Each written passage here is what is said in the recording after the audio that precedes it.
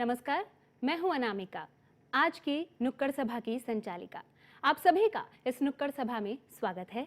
आगे बढ़ने से पहले आइए जरा जान लेते हैं कि पिछली नुक्कड़ सभा में क्या हुआ।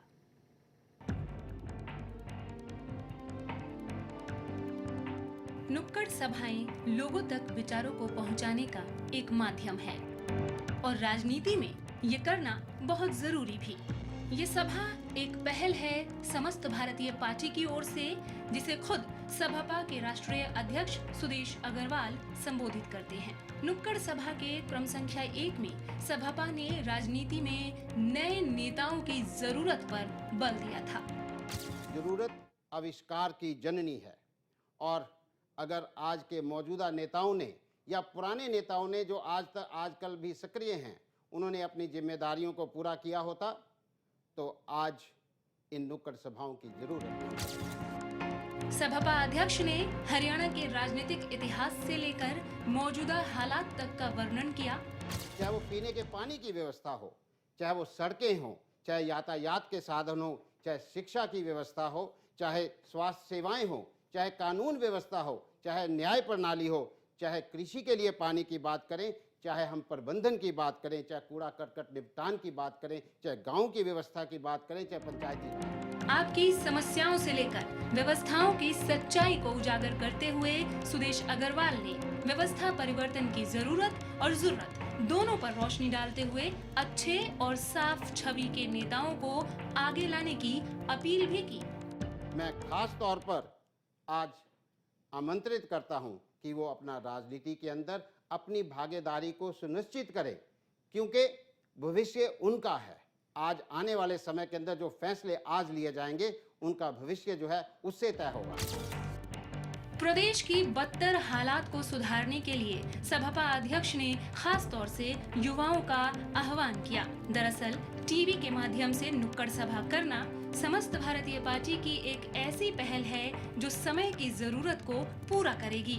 इन नुक्कड़ सभाओं के माध्यम से सभापा अपने विचार घर घर के हर सदस्य तक पहुंचा रही है, जिससे कि आप सही नेता चुने और आज की खराब व्यवस्थाओं में बदलाव ला सके। तो आइए इस रिपोर्ट के बाद स्वागत करते हैं समस्त भारतीय पार्टी के अध्यक्ष सुदेश अग्रवाल जी का, जो आज की इस नुक्कड़ सभा को संबोधित करेंगे और संबोधन के बाद आपके सवालों का जवाब भी देंगे। हमारी सभी फोन लाइनें खुली हैं और नंबर आपके स्क्रीन पर है। साथ ही आप हमें स्क्रीन पर डिस्प्ले हो रहे मोबाइल नंबर पर SMS भी भेज सकते हैं। इसके लिए आप अपना फोन उठाइए और SMS कीजिए। आपको सवाल के बाद अपना नाम और स्थान लिखना होगा और फिर हमें भेज देना होगा। आपके तमाम सवालों का जवाब देंगे समस्त भारतीय पार्टी के राष्ट्रीय अध्यक्ष सुदेश अग्रवाल जी। सुदेश जी, एक बार फिर बहुत बहुत स्वागत है आपका। अनामिका जी, आपका भी बहुत बहुत धन्यवाद। अपने अपने घरों में बैठे सम्मानित बुजुर्गों, माताएं, बहनें, भाइयों और युवा साथियों, आज की नुक्कड़ सभा क्रम संख्या 2 में आज आप सभी का स्वागत है। जैसा कि कहा गया है कि हम इन नुक्कड़ सभाओं के माध्यम से अपने विचार घर घर के हर सदस्य तक पहुंचाएंगे। वो इसलिए कि वो जागरूक हों और जागरूक होकर सही नेता चुने, और सही नेता जब आगे आएंगे तब जाकर हम व्यवस्थाओं के अंदर बदलाव जो है वो लाया जा सकता है। हरियाणा के अंदर 2014 के अंदर 2 चुनाव होने हैं, लोकसभा का और विधानसभा का। हमारी जितनी भी बातें हैं वो विधानसभा चुनावों तक केंद्रित हैं, क्योंकि हरियाणा के लिए हम काम इसलिए हरियाणा प्रदेश के अंदर, एक प्रदेश के अंदर हम इसलिए कर रहे हैं क्योंकि हम ये मानते हैं कि पहले आपको एक प्रदेश के अंदर व्यवस्था बदलकर दिखानी होगी और उसके बाद फिर आप अपना दायरा बढ़ा सकते हैं, और इस नीति के साथ समस्त भारतीय पार्टी अपना काम कर रही है। पिछली नुक्कड़ सभा का ब्यौरा आपको दिखाया गया कि वहाँ पर हमने चर्चा की थी कि क्या हरियाणा प्रदेश को नए नेताओं की सरकार की ज़रूरत है, और चर्चा करने के बाद, व्यवस्थाओं देखने के बाद ये फैसला हुआ कि हरियाणा प्रदेश के अंदर नए नेताओं की सरकार की ज़रूरत है। यहाँ पर ये कहना आश्चर्य नहीं होगा कि हरियाणा प्रदेश के अंदर ही नहीं, शायद नए नेताओं की सरकार तो पूरे देश के राज्यों के अंदर ज़रूरत है। और दिल्ली के अंदर जो हुआ, क्योंकि दिल्ली के अंदर एक ऐसा इतिहास रचा गया जहां पर नए नेताओं को मौका दिया जनता ने, और वहां पर एक ऐसा 28 सीटें जिताकर आम आदमी पार्टी को एक ऐसा इतिहास रचा जिससे कि नए नेताओं को मौका मिला जो पहली बार राजनीति के अंदर अपनी सक्रिय रूप से भूमिका निभा रहे हैं।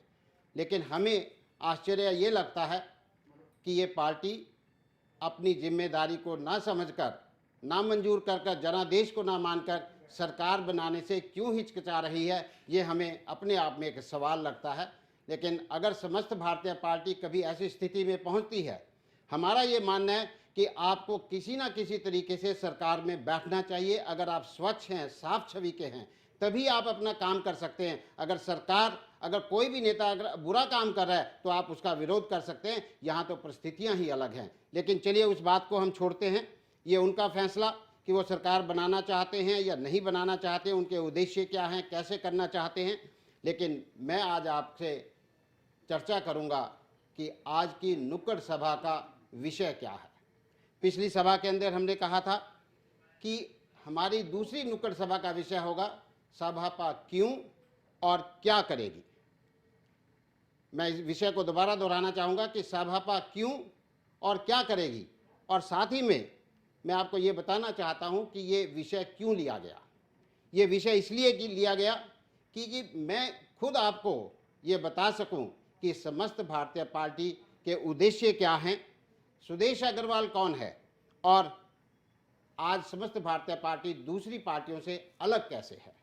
और साथ ही साथ क्योंकि हमारे बारे में शायद पूरा प्रदेश, हरियाणा प्रदेश शायद जानता है, लेकिन मैं आज इस खास तौर पर उन लोगों के लिए ये कार्यक्रम है जो शायद समस्त भारतीय पार्टी को नहीं जानते, या जानते हैं तो थोड़ा जानते हैं, या अगर जानते हैं, अगर उनकी जो नॉलेज है, जो जानकारी है, उसके अंदर भी हम इजाफा करेंगे कि समस्त भारतीय पार्टी क्यों है। और समस्त भारतीय पार्टी क्यों है, सबसे पहले मैं उसकी बात करना चाहता हूँ। समस्त भारतीय पार्टी एक मापदंड को लगाती है, प्रशासन के, राजनीतिक तंत्र के मापदंड को, कि क्या हमारी व्यवस्थाएं सुचारू रूप से चल रही हैं, क्या हमारा प्रबंधन सुचारू है, क्या प्रदेश के अंदर भ्रष्टाचार है, क्या महंगाई है, क्या बेरोजगारी बढ़ी हुई है। तो ये हमारी जो व्यवस्थाएं हैं, सबसे पहले तो ये बिगड़ी हुई हैं, और ये इसकी चर्चा हमने पहली नुक्कड़ सभा में जो है उसके ऊपर की थी।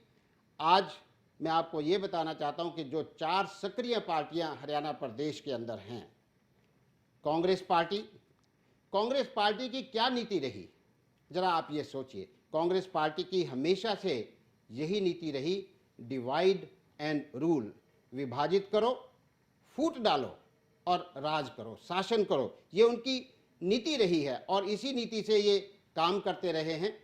और आप देखिए कि जनता को कभी भी कांग्रेस ने सक्षम नहीं बनाया, शिक्षित नहीं बनाया, योग्य नहीं बनाया, और समय समय पर खैरात जरूर बांटी, पैसे जरूर बांटे, अनाज जरूर दिया, लेकिन इस चीज़ की इस नीति से ये काम करना चाहते हैं। और लोकदल, जो कि दूसरी बड़ी पार्टी हरियाणा प्रदेश के अंदर काम करती है, अगर आप उसको देखेंगे कि वो पार्टी जो है वो कांग्रेस से ही निकली हुई है, क्योंकि चौधरी देवीलाल जी ने कांग्रेस पार्टी को 57 साल की उम्र जब थी उनकी, तब उन्होंने कांग्रेस पार्टी को छोड़ा था। इसका मतलब उनका जो अनुभव मिला उन्हें, वो अनुभव सारा कांग्रेस पार्टी का था, और उसको फिर अपने हिसाब से उन्होंने लागू किया। और कहीं ना कहीं ये पार्टी, इंडियन नेशनल लोकदल, जातिवाद की राजनीति में घिर गई, चाहे वो प्रत्यक्ष रूप में थी, चाहे वो अप्रत्यक्ष रूप में थी। और साथ ही साथ अगर हम तीसरी पार्टी की बात करें, हरियाणा जनहित कांग्रेस, ये भी कांग्रेस से निकली हुई पार्टी। आप देखिए कि यहाँ पर सारा इतिहास आपको जो दिखेगा वो कांग्रेस के अंदर ये लोग रहे, या इनकी अपेक्षाएं पूरी नहीं हुई, या इनके अपने अनुभव ऐसे रहे कि इनको बाहर आना पड़ा और आकर इन्होंने अपनी पार्टियां बनाई। लेकिन नीतियां तो वही रहेंगी, काम करने का तरीका वही रहेगा। और जो भारतीय जनता पार्टी, जो सक्रिय रूप से एक राष्ट्रीय पार्टी है, भारतीय जनता पार्टी हरियाणा में कभी भी कोई महत्वपूर्ण भूमिका नहीं निभा पाई और यहाँ पर लीडरशिप का इवोल्यूशन भी नहीं हुआ, लीडरशिप यहाँ पर डेवलप नहीं हुई। तो आप देखें कि हमारी व्यवस्थाएं ठीक नहीं, पार्टियां ठीक तरह से काम नहीं कर रही, तो फिर रास्ता क्या है? जो राष्ट्रवादी लोग हैं, जो सही सोच के लोग हैं, जो सिद्धांतवादी लोग हैं, उनके लिए तो इन पार्टियों में जाकर तो वो काम कर ही नहीं सकते। और इसीलिए समस्त भारतीय पार्टी का गठन किया गया इन पार्टियों को चुनौती देने के लिए और इन व्यवस्थाओं को बदलने के लिए। अब सवाल ये पैदा होता है कि सभापा क्या करेगी। इस पे चर्चा करने से पहले मैं आपको अपने बारे में थोड़ा सा बताना चाहता हूँ। शायद मेरे बारे में बहुत से लोग जानते होंगे और लेकिन आज ये मैं काम अपने मुंह से क्यों करना चाहता हूँ। मैं किसी से कहलवा भी सकता था, लेकिन अपने मुंह से इसलिए करना चाहता हूँ क्योंकि सच्चाई बताना चाहता हूँ, सच बोलना चाहता हूँ, मुझे जवाबदेही रखना चाहता हूँ। क्योंकि कोई भी मुझे पूछ सकता है कि सुदेश अग्रवाल जी आपने ये कहा था। देखिए, मेरा जन्म एक मध्यम वर्गीय परिवार के अंदर हुआ। गरीबी को मैंने बहुत नज़दीक से देखा है और सबसे पहले हमने अपने आर्थिक विकास के लिए काम किया, संघर्ष किया, एक लंबा संघर्ष, जिससे कि इस गरीबी के दौर से बाहर निकल सकूं। और भगवान का शुक्र है कि आज आर्थिक रूप से संपन्न हूं। और जब आर्थिक रूप से संपन्न हूं तो बचपन का एक सपना था कि जीवन के कुछ वर्ष अगर मौका मिला तो देश की सेवा में जरूर लगाऊंगा। अपनी योग्यता, अपना समय, अपने संसाधन देश के नाम जरूर करूंगा, ये मेरा सपना था। और जब आर्थिक रूप से संपन्न हुआ, निकल पड़ा उस सपने को पूरा करने के लिए और आपके बीच में, एक राजनीतिक दल के बीच में मैं आ गया। मैं आपको ये भी बताना चाहता हूं कि राजनीति मेरे लिए कोई व्यापार नहीं है, कोई धंधा नहीं है, कोई कैरियर नहीं है। राजनीति मेरे लिए एक मिशन है, जिंदगी का मिशन। और मैं इस मंच से ये कहना चाहता हूं कि जब तक देश की राजनीति करूंगा, देश के अंदर धंधा नहीं करूंगा, व्यापार नहीं करूंगा, कोई उद्योग नहीं करूंगा, क्योंकि मैं अपने विचार बदलना नहीं चाहता। और जिस दिन धंधा कर लिया उस दिन राजनीति को छोड़ दूंगा। क्योंकि मैंने देखा है कि बहुत से लोग राजनीति के अंदर अपने उद्योग को या व्यापार को बढ़ाने के लिए आ जाते हैं। मैं अपने विचारों को बदलना नहीं चाहता, स्वार्थी नहीं बनना चाहता, इसलिए अपने उद्देश्यों की पूर्ति के लिए काम करना चाहता हूं। समस्त भारतीय पार्टी के उद्देश्य क्या हैं? समस्त भारतीय पार्टी 5 उद्देश्यों पर टिकी है। सबसे पहला उद्देश्य हमारा कि हर जाति, हर वर्ग, हर समाज के लोगों को उनका हक मिलना चाहिए। जब मैं ये बात कहता हूं कि हर जाति, हर समाज, हर वर्ग, वर्ग के अंदर गरीब भी आता है, मध्यम वर्गीय भी आता है, अमीर भी आता है। जाति के अंदर सभी जातियां आती हैं, लेकिन यहाँ पर भेदभाव की नीति अपनाई जाती है। तो हमने ये एक लक्ष्य बनाया कि हम इसको, भेदभाव को खत्म करेंगे और सभी को अपना अपना हक मिलना चाहिए। हमारा दूसरा उद्देश्य कि हम देश के निवासियों की आमदनी में बढ़ावा देंगे, बढ़ावा करेंगे, उनका आर्थिक विकास करेंगे। क्योंकि आर्थिक विकास से ही आपका विकास, असली विकास जो है वो हो सकता है। अगर देश की, प्रदेश की जनता का आर्थिक विकास नहीं होगा, वो खाएं पिएंगे कैसे, उनका रहन सहन का तरीका कैसे बदलेगा? वो तो उनके आर्थिक विकास से ही बदलेगा। और आर्थिक विकास करने के लिए हम उनके अवसर पैदा करेंगे, उनको सहयोग देंगे। ये हमारा दूसरा लक्ष्य है। और तीसरा लक्ष्य कि हमारी सरकार, अगर हम सरकार में बैठते हैं, ज़रूरतमंद लोगों का सहारा बनेगी। ये उद्देश्य हमने अपने उद्देश्यों के अंदर ऐड किया है, इसको डाला है। वो इसलिए कि हमने देखा कि बहुत से लोग ऐसे हैं जिनकी ज़रूरत है, सरकार को उनकी मदद करनी चाहिए। जैसे कि विकलांग लोग हैं, वृद्ध लोग हैं, पीड़ित महिलाएं हैं, और ऐसे बहुत से लोग हैं जिनको की मदद की, सहारे की ज़रूरत है। उनका सहारा कोई नहीं बनता, हमारी सरकार उनका सहारा बनेगी। और जो हमारी रोज़मर्रा की समस्याएं हैं, चाहे वो बिजली हो, पानी हो, सड़कें हो, यातायात के साधन हो, प्रबंधन हो, न्याय प्रणाली हो, कानून व्यवस्था हो, अनएम्प्लॉयमेंट हो, बेरोजगारी हो, ग्रामों की व्यवस्था हो, पीने के पानी की व्यवस्था, कूड़े करकट का निपटान, ये जो जितनी भी समस्याएं हैं और प्रबंधन सुचारू रूप से चले, ये हमारा चौथा उद्देश्य है। अगर ये 4 उद्देश्य पूरे होते हैं तो हमारा देश, हमारे गांव, हमारे कस्बे, हमारे शहर सुविकसित होंगे, उनका विकास होगा, सक्षम होंगे और अपने आप में सुव्यवस्थित होंगे, उनकी व्यवस्था ठीक होगी। आप इन्हीं उद्देश्यों के साथ समस्त भारतीय पार्टी का गठन किया गया और समस्त भारतीय पार्टी अगर इसे मौका मिलता है तो ये यही करेगी। इन उद्देश्यों की पूर्ति के लिए हम काम करेंगे और समस्त भारतीय पार्टी ने अपने कुछ सिद्धांत भी बनाए हुए हैं। मैं उन सिद्धांतों की भी बात आपको करना चाहता हूं कि समस्त भारतीय पार्टी जातिवाद की राजनीति नहीं करेगी, क्षेत्रवाद की राजनीति नहीं करेगी, परिवारवाद की राजनीति नहीं करेगी और धर्मवाद, ये जो 4 वाद हैं, इसकी राजनीति समस्त भारतीय पार्टी नहीं करेगी। हम किसी समाज को दूसरे समाज को दबाने के लिए भी इजाज़त नहीं देंगे, क्योंकि आज यहाँ पर प्रदेशों के अंदर कहा जाता है कि एक समाज ने दूसरे समाज को उपेक्षित कर दिया, हम उसे ख़त्म करेंगे। उसके लिए कड़े कदम जो है हम उठाएंगे और प्रदेश और देशवासियों के लिए सम्मान की राजनीति करेंगे। मैं इसका उदाहरण आपको देना चाहता हूँ कि प्रदेश के अंदर आप SYL कनाल का मुद्दा ले लीजिए। SYL कनाल, जहाँ पर कि पंजाब और हरियाणा, ये पानी हमें नहीं मिला, जबकि हमारा हक है, हरियाणा का हक है, लेकिन सरकारें इसके ऊपर कहीं ना कहीं नरम रुख कर बैठी रहती हैं, सम्मान की राजनीति नहीं करती। देश की राजनीति करें। आतंकवादियों को हमने बार बार छोड़ा। क्यों छोड़ा?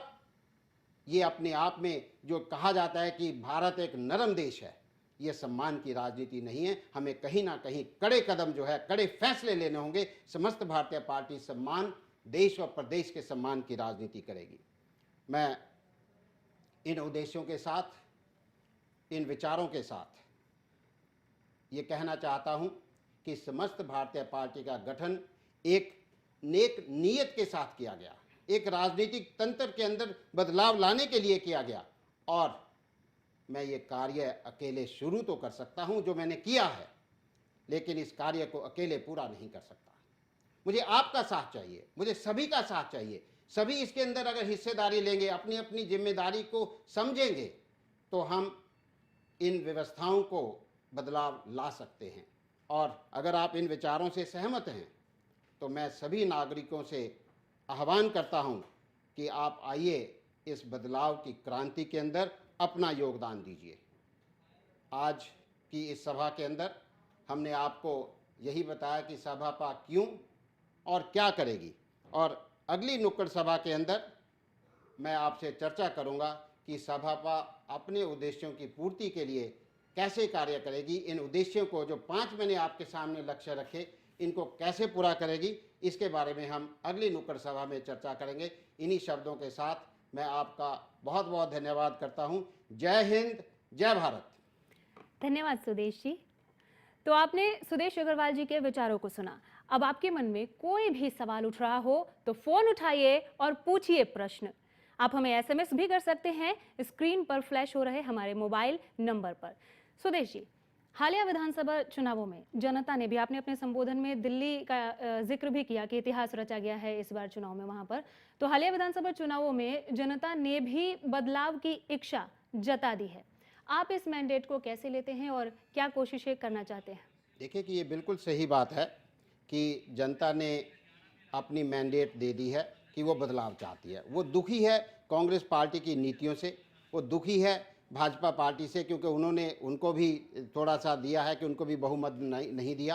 तो इसलिए आज ये जो आज जनादेश आया है, ये एक राजनीति के ऊपर, आने वाली राजनीति के ऊपर एक बहुत बड़ा असर जो है वो डालेगी और हमें बहुत बड़ी उम्मीद है इससे। जी, एक हमारे दर्शक हैं यमुनानगर से उमंग शर्मा, वो SMS के जरिए ये पूछ रहे हैं कि क्या समस्त भारतीय पार्टी आपके साथ हरियाणा में गठबंधन करेगी? देखिए, ये अभी जो है ना, ये कहना कि समस्त भारतीय पार्टी गठबंधन करेगी या नहीं करेगी, ये बहुत जल्दबाजी होगी, क्योंकि अभी तो बहुत कुछ, मैंने कल भी इंटरव्यू में कहा है कि अभी तो चुनौतियां आम आदमी पार्टी के पास बहुत हैं